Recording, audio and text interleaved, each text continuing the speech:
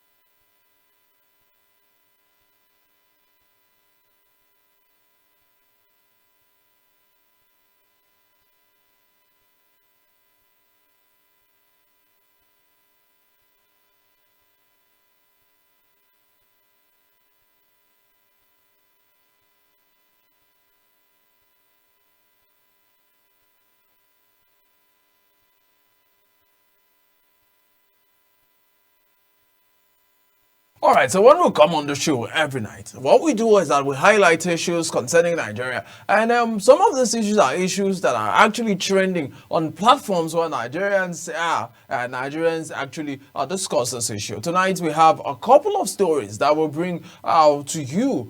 These are stories that are trending all across Nigeria. Let's take the first story for tonight.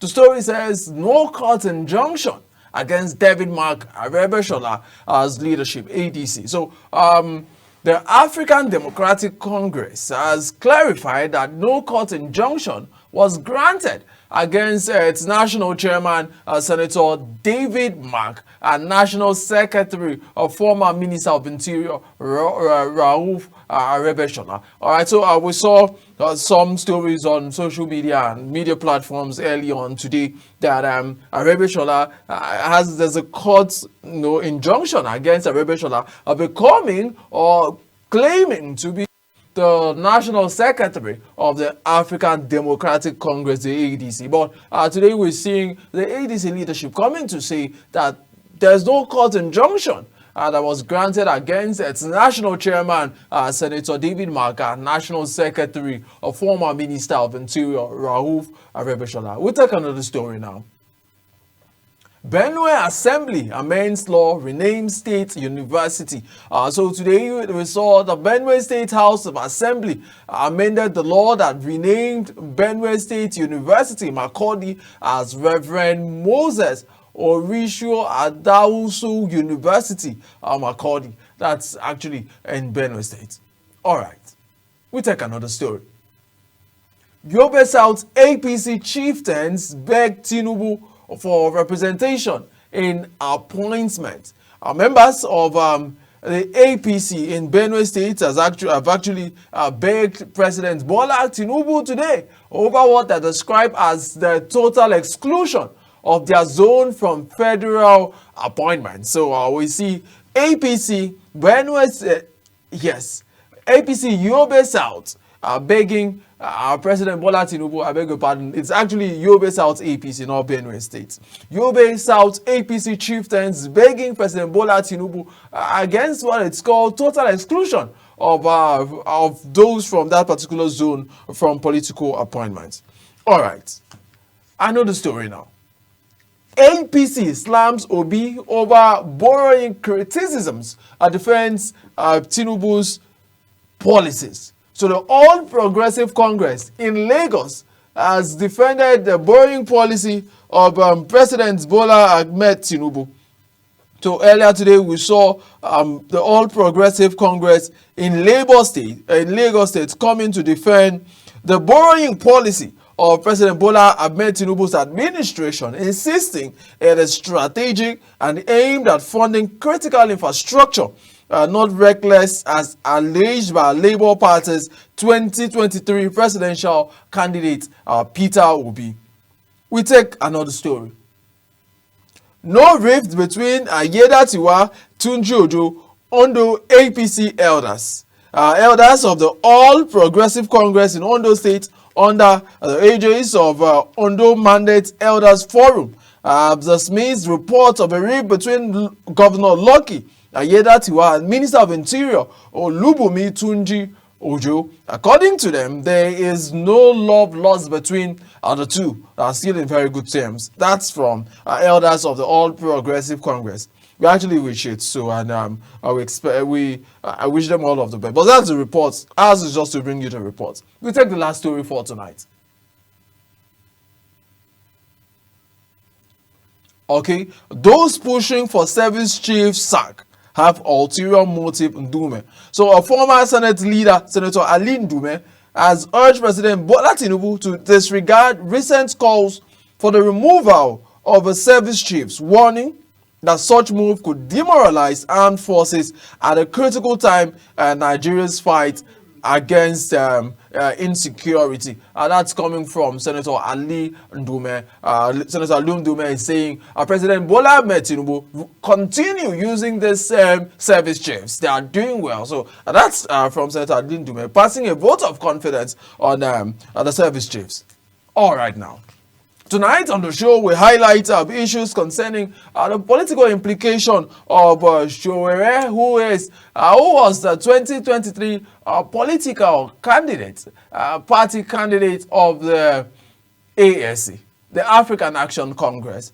He's an activist and has been very involved in activism. His face-off with governments these days has been a lot of face-off between Sowore and government. Tonight on the show, we have Bennett Joseph Ebikong, who is actually a rights activist and legal practitioner. That being said, a lawyer joining us to help make sense of a discussion tonight. All right, so he will be joining us via Zoom as we get to have the discussion. A very good evening to you, Bennett Joseph. Good evening. How are you doing, sir? All right, if you can hear me, I'll just go ahead and ask you, how are you today, and how are you doing? I'm very fine, thank you. How is you and how is everybody? We're fine. When will you be back to Abuja? Let me start. I hope you get back. Maybe you don't need to tell me the dates for security reasons, but I hope you get back to Abuja sometime soon because we want to have you in the studio. No problem, sir. By God's grace, I'll be in Abuja very soon, and I would love to come to the studio for formal discussions. Thank you. All right, so let's get to the discussions now. We've seen some sort of misunderstanding or a lot of back and forth between the presidency and a civil rights activist, which you've worked closely with him, Omoyele Sowore, and you've worked with a couple of his lawyers and all of that. At first there's been a lot of issues, right? But the major ones this period, we started with the police protest about police pensions, police being paid and all of that. We got to protesting about AI, his AI glasses that he alleged was stolen by a police officer. And of recent, his recent tweet about President Tinubu and a lot of people, even we had the SSA senior special advisor to the president on media, Bayo Onanuga, according to Sowore, reaching out to him privately and asking him to delete that tweet. So I like that you talked to us. Let's start on that note. The role of activism and talking to government, should it always be pointing out what government is not doing right? What is the place of also pointing out what government is doing very well?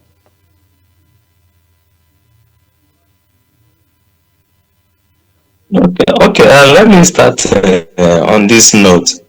Well, for democracy to strive in any country, the views and perspective of the populace, the citizenry, must be respected. We should not under the guise of cybercrime laws and defamation, suppressed citizens from speaking up. And I think what has happened between Sowore and the federal government in all the scenarios you've stated, especially the one that has to do with the police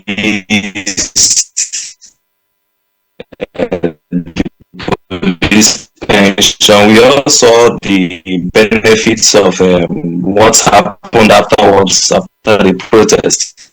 How some genuine retirees even came out to protest, and now because of that protest, there are some reforms. You saw how the IG has because of that protest promoted some persons, how they are looking at their genuine concerns about the pension fund and the rest. So activism in Nigeria is a very difficult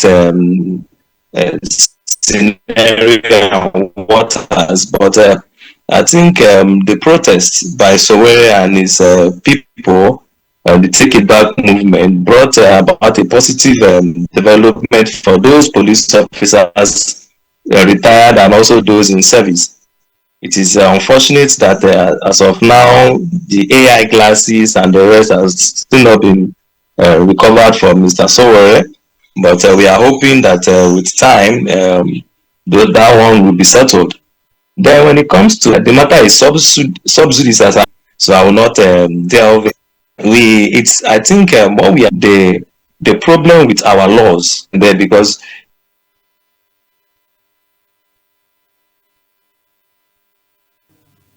Can you hear me?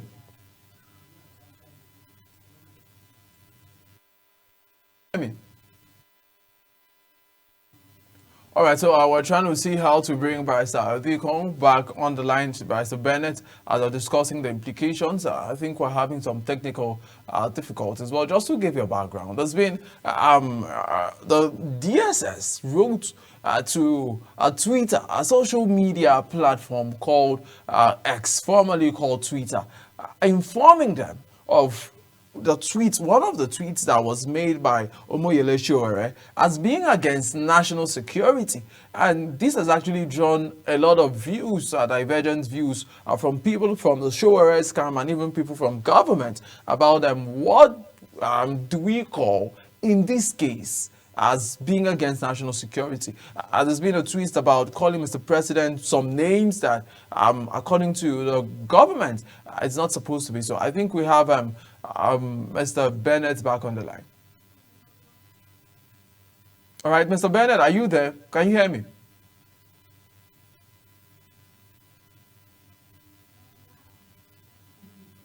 All right, so we're still trying to get him back on the line. Our technicians. yes, All I right, hear you, sir. I think the network is a bit bad. You all right. see, So the yeah, term just go ahead. Yeah, national security has always been used by the political class. Hello, can you hear me? Hello, sir, can you hear me, sir? Okay, well, the issue of national security, well, it is like Michael Zuckerman saying, we say, this just concluded AJC, the Lawyer General Conference that was held in Enugu. The issue of national security in Nigeria has always been the political class and the security. It is what they've used all this while to intimidate activists, to arrest and abuse those that dare speak against the government of the day. You see, the issue of national security is we are aware national security is a thing and should be protected by all and sundry. But when it comes to using it by the powers that be, by the police and the armed forces to intimidate and suppress free speech, that is where it becomes a problem. We have activists and journalists who have come out to speak against policies of the government, just policies of the government, not the government of the day. and they are being harassed and arrested in the guise of this national security and the Cybercrime Act. If we must grow as a democracy, as a nation, we must welcome diverse views for our democracy to grow. We should not be arresting anybody that comes to speak against the government of the day. And that address the genuine issues that are trying to raise. If you have other facts to oppose them, you come to the media and you make your points clear. So the issue of national security, the perspective of Nigerians and as lawyers, we feel it's just a guise by the government of the day and the security agencies to suppress freedom of speech and activists from voicing out. Thank you. The issue of national security, but I like to still stay on this case. Hello, sir. Can you hear me? Absolutely. The case of activism. As an activist, is there supposed to be a line? Are activists not supposed to also commend government? Because most of the time we see activists always looking at the point where they feel government is not doing well. Is there a place for activists to also commend government? Is that not part of the plan? Yes, there is. If the policies of the government are okay, an activist can actually commend the government. I think we've seen it a number of times when the issue of like the policy of the visas, how fast we can do them via the Ministry of Interior. When it happened, I think a lot of activists came online. Even myself, commended the government of the day. So nobody is saying that you should not commend the government. But you know, as a opposition leaders and activists, we most times look at the failure of government of the day and to talk about it so that they will improve on and if you look at it, Nigeria as a whole, the failures of government are way more than even the things are getting right. Nigerians are actually not happy with the government of the day for a lot of policies. All right. Okay. So you definitely get a lot of negative reviews from active journalists and even. Yeah, thank you so much. Let's go for a short break, and when we're back, I'll get back to you. Let's go for this short break, and when we're back, we're still talking about Sowore and political activism and what it means for the government in 2027, and even for the government today, right? Actions could trigger reactions. People say that a lot. Let's go for this break.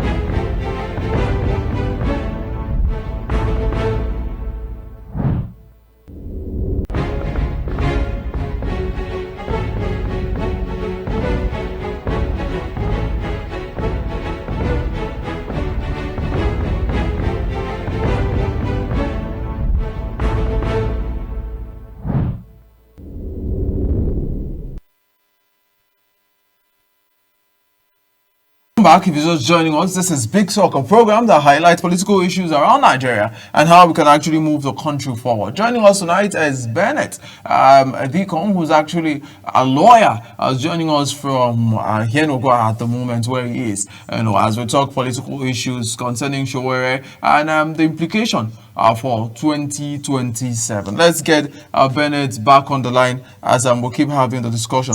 Hello, Bennett. Can you hear me at this moment? Yes, I can hear you. All right. Can you hear me?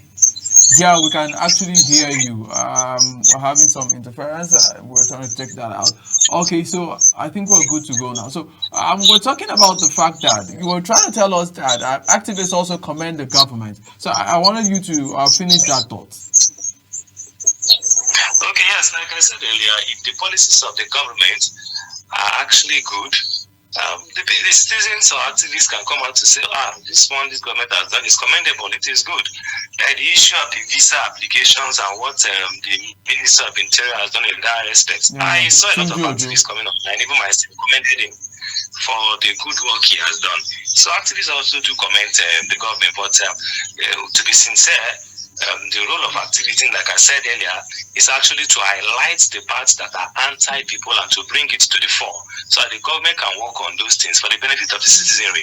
That is why we see more of the negative effects of the negative part of the government. We're being criticized more than what they've done.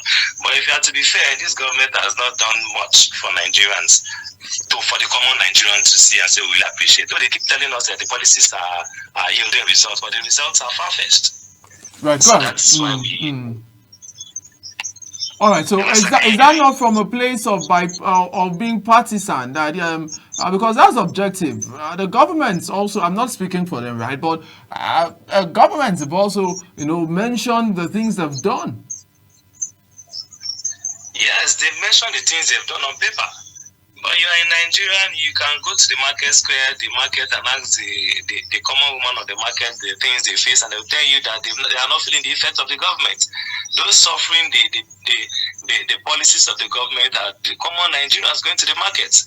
The inflation rate is high, the naira is high, the exchange rate is nothing to write home about. Nigerians are suffering. So do you expect the activists to be commending the government of the day for suffering the citizens? Of course not. Of course not. Like I told you, like I said earlier, the policy on the visa applications that the Minister of Interior is doing very well in that regard. A lot of Nigerians have come out to thank him for what he has done. But if you are carrying out policies that are anti-people, you activists will come out and condemn it, because those are the people that can speak for the people. All right, so let's still talking about Showerre, and is it not getting into trouble so many times from one issue to the other? There was a time he was, banned from leaving Abuja for was it a year or so? Is it not getting into trouble quite too often? And is it not quite troubling that he keeps having this interface with the government? Well, in this regard, I don't think. These are one of the downside about being an activist and speaking for the people.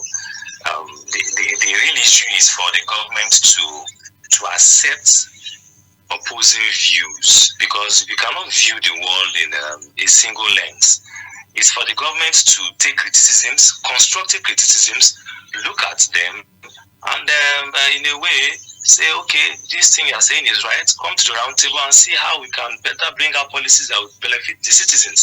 For example, the issue of the police pension and the rest, we all applauded him. We all saw what came out even after the protest. So Showerre took it up on himself. Despite losing his AI classes, the incarceration and the rest, but people are benefiting from it. I think that is just the pain of activists. Showerre fighting for the people. I think that is just it. Being an activist is not an easy job. From going to Mandela's and the rest, we all saw what they suffered in the hands of the government. Even Gani Fawehinmi, my mentor. So it's just, I think, one of the downside about being an activist. That's why it's not everyone that is an activist. All right, so but there are questions about public support, and some people claim that some activists whip up public sentiments to gain popularity. I'd like to hear your views on that particular question. Well, itself, I won't deny that it happens. It happens. There are some who just want engagement on their social media handles, farming.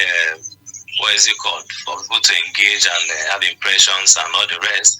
Not all activists are actually activists, but those speaking for Nigeria, I think as Nigerians, we know them. They are speaking for the people, and they won't be bought by the government. We know them.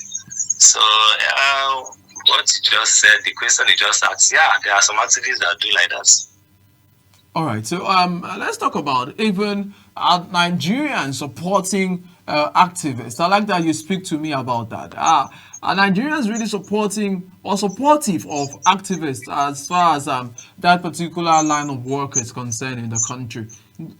Are they supported by Nigerians?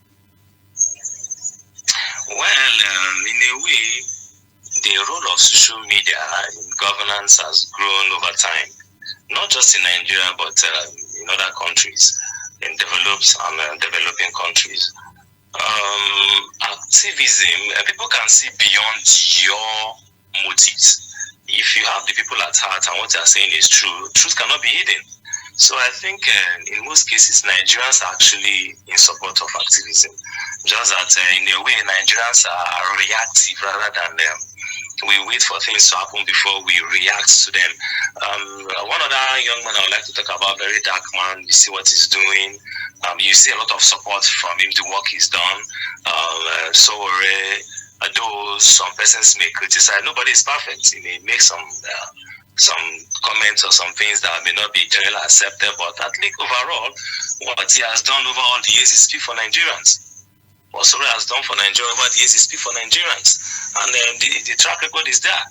Anybody can find it and see that this young man has the populace at heart. I'm not speaking for him, but because of the question he asked and from what we have seen, and Nigerians are actually in support of activists if they are actually not those ones that will go behind the back door to collect money from the government of the day to farm engagement and speak from their mouth, deny they're saying something else. But if you are true, Nigerians can see through your lies, and definitely Nigerians are supportive of those that will actually speak for. They do, I believe they do. All right, so now let's look at Nigeria as a country. To those who are in this line of work that you have to speak for people, those who are journalists, those who are editors, those who are lawyers, communicators, activists, and generally in this very line of public engagement work.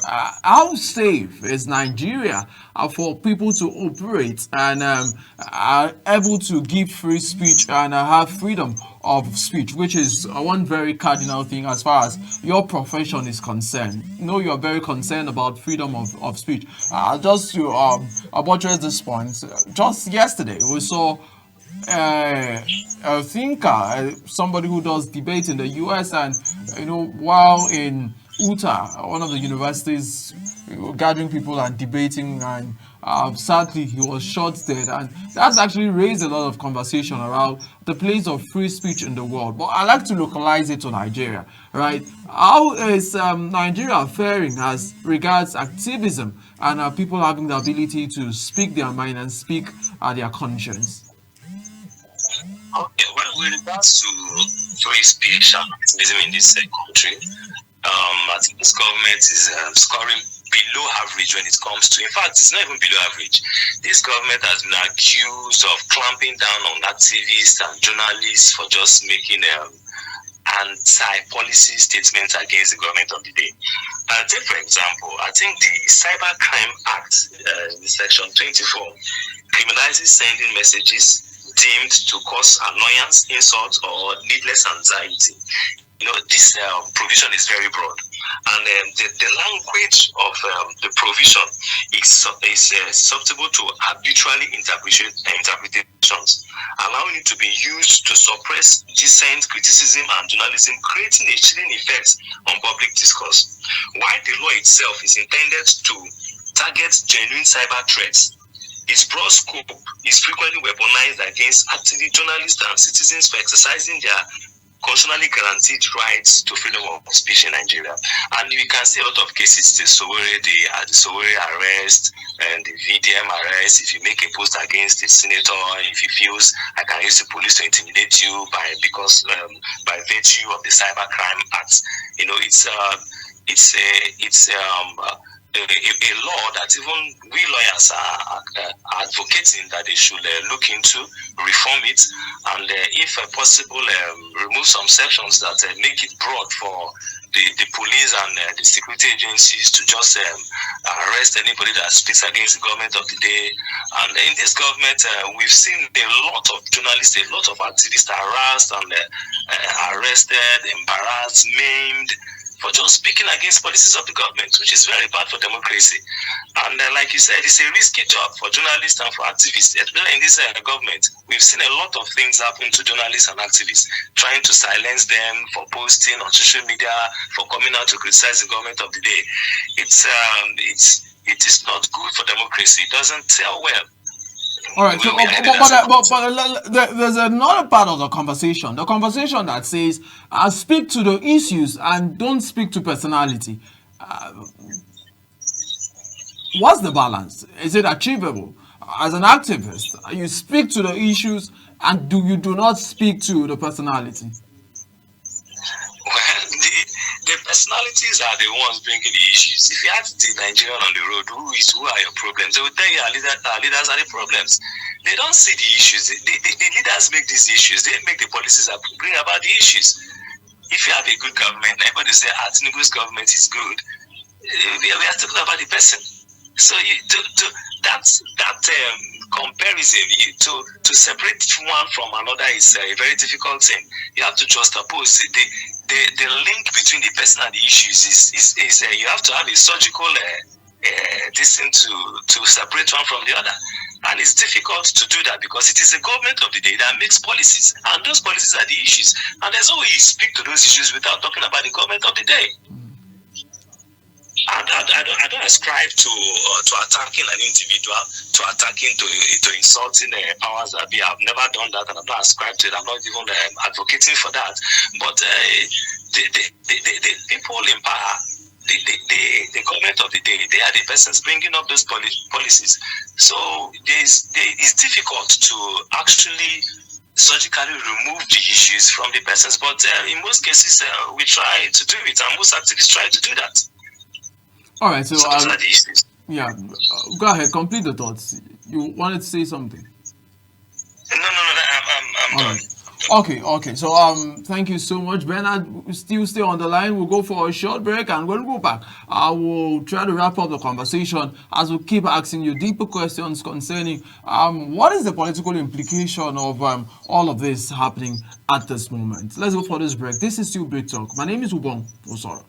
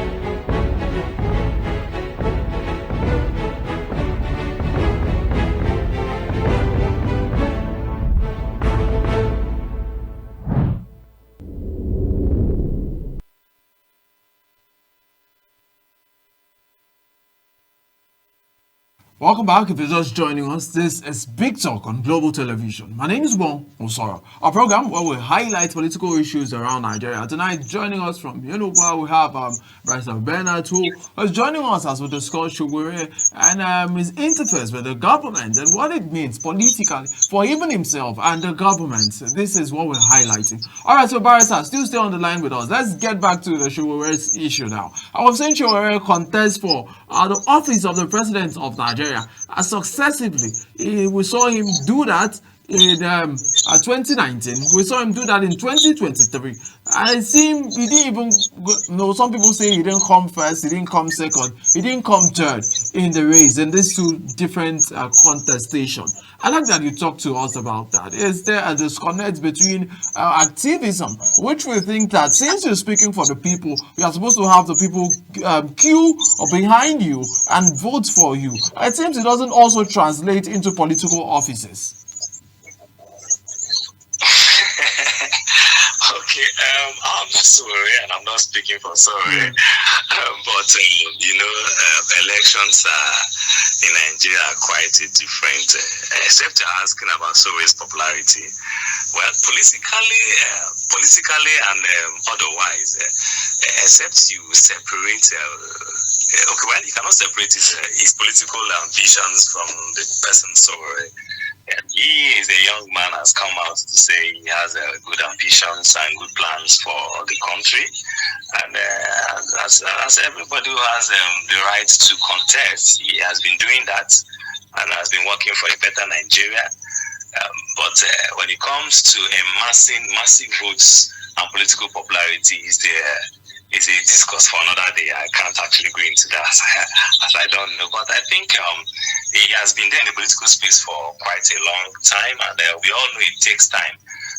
Battling the big wigs, he's a young man compared to those who have been ahead of him and the political class we have now, and those who have been in offices. I don't think he has had any political office, if I'm not mistaken. So I think it's not a new terrain for him, and I believe as time goes on with what he has been doing, speaking for persons, and I think for him, he might, who knows, do well in the upcoming elections if he decides to contest. That's all I can say in regards to this. All right, I'm still staying on that particular subject because I just like that I will do some exploration around that subject. Some people have questioned the fact that maybe we need to have 4 political parties in Nigeria, maybe just 3, because we have some political parties that some people run on their platform that may not give them some prominence. So let's just put all these political, the 19 we have now, and have about 3, or of course, about 120 wanting to be registered already by INEC. I like that you speak to the fact that also, do we have enough political parties, or are you of the opinion that we should maybe just get the number down to 3 or 4 political parties in Nigeria? Okay, well, that's a big discussion, and it will have to, if we have to go into that, we'll have to even get political parties up to 3 or 4 or whatever. It has to do with it's a constitutional matter, and to achieve that, we'll have to amend the constitution to that effect. But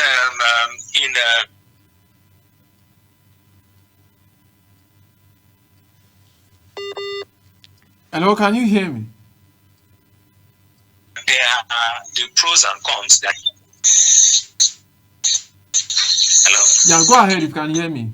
We lost you for a while, but go ahead, speak to us. Hello, sir. Yeah, so I am of the opinion, I think there are some that are for to cut down the political parties to 4 or 2, while some are. But the implications are that some persons who want to run independently or their platforms may be denied this based on their popularity by those by those political parties. I think that is the argument for those that want it to be any number. But for those of us, for some that want it to be smaller, it brings about the sense of belonging for most persons, and even the cost for INEC to be carrying out ballot boxes for all the political parties.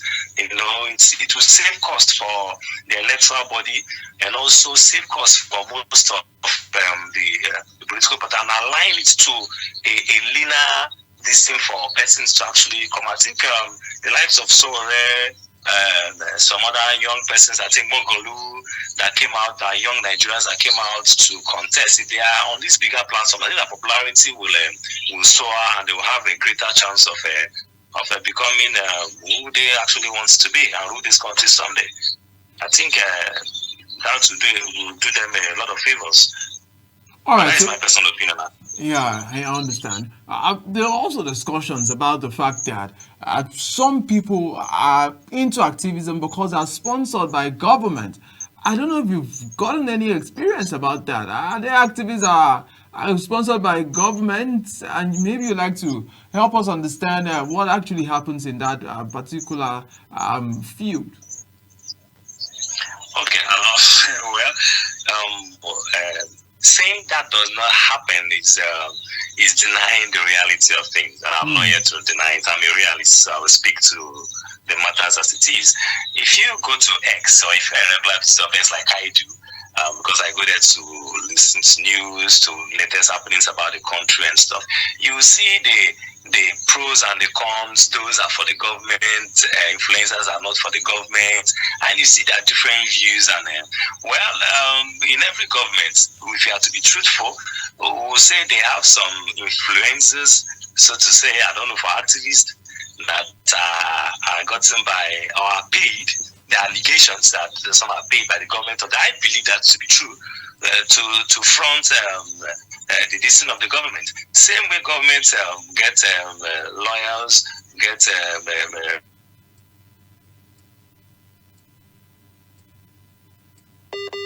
journalists that speak about their government. I think they do that also.